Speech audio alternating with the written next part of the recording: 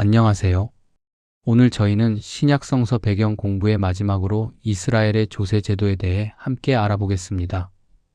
공납금을 징수하고 조세를 회수하는 것은 오늘날 근대 국가와 1세기 근동 모든 지배 세력의 매우 중요한 실질적인 목적이었습니다. 특히 유대 백성에게 종교세는 예루살렘 성전과 성전 제의에 깊이 연관되어 있었으며 이는 유대인의 정체성과도 밀접하게 연결되어 있었습니다. 먼저 국세에 대해 살펴보겠습니다.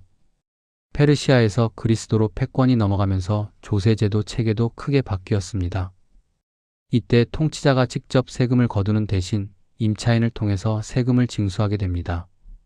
신약 성서에 기록된 세리는 임차인에 의하여 고용된 자들이었습니다.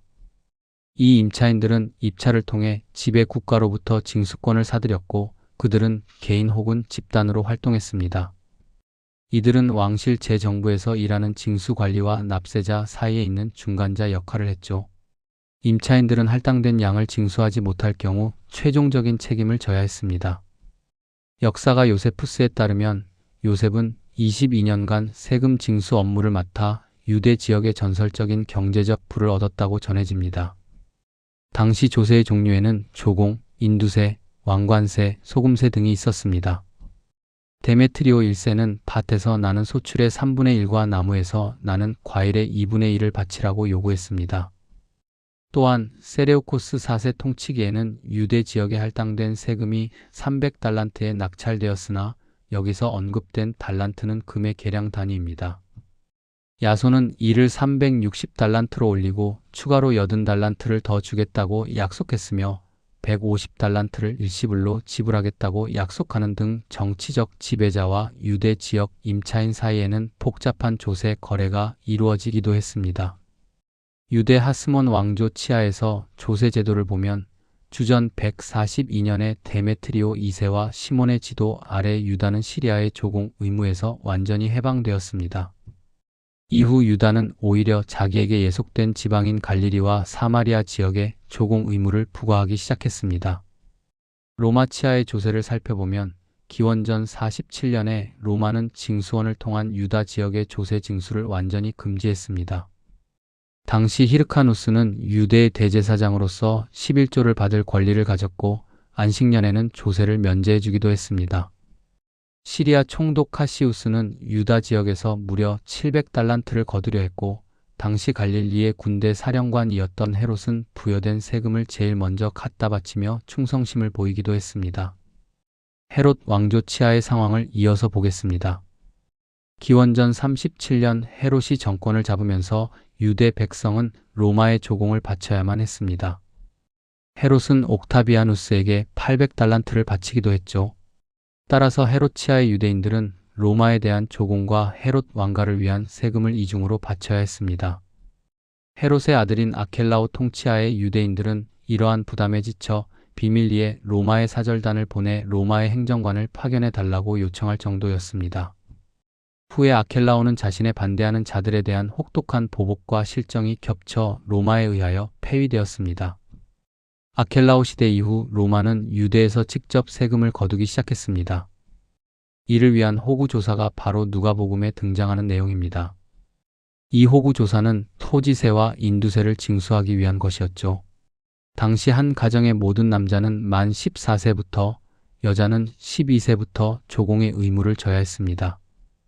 호구조사는 잔혹한 신문을 동반하는 경우가 많았고 그 과정에서 토지를 버리고 유량민이 되거나 지배자에 반대하는 집단 폭동이 일어나기도 했습니다. 갈릴리 유다가 호구조사에 반대하여 반란을 일으킨 사건은 사도행전에 기록된 유명한 사건입니다. 재산이 많은 사내들인 의원과 대제사장이 로마를 대신하여 조세를 걷어들일 책임을 지기도 했습니다. 조세로 인한 인간 부담의 강도는 상당했습니다. 국민 총생산에서 조세 비용이 차지하는 비율은 12%에서 많게는 50% 정도에 달했습니다. 만약 팔레스타인 인구가 300만이었다면 한 사람당 3드라크마 혹은 데나리온을 부담해야 했을 것으로 추정됩니다. 이렇게 세금을 낸 후 농부들은 최저생계 유지 수준의 살만 허락될 정도였습니다. 역사가 탁시투스도 유대 지역의 조세가 과중했다고 기록하고 있습니다. 다음은 종교세에 대해 알아보겠습니다. 종교세는 포로기 이후 유대교 재건 과정에서 시작되었으며 성전과 성전 제의에 집중되어 있었습니다. 이 종교세를 통해 제사장과 레위인들이 생계를 유지할 수 있었죠. 느헤미야 10장 33절에서 40절에는 첫 열매와 제의를 담당하는 사람들을 위한 현물 11조, 즉 밀가루, 반죽, 과일, 포도주, 기름뿐만 아니라 금전적인 11조를 의무로 규정하고 있습니다. 성전세의 경우 페르시아 시대의 성전을 위한 가장 중요한 수입원은 왕의 기부금이었습니다. 마카비야 3장 3절에 따르면 셀레우코스 4세도 희생 제사에 필요한 비용을 지불했다고 합니다. 하스모니안 통치기에 들어서면서 성전세가 공식적으로 도입되었습니다.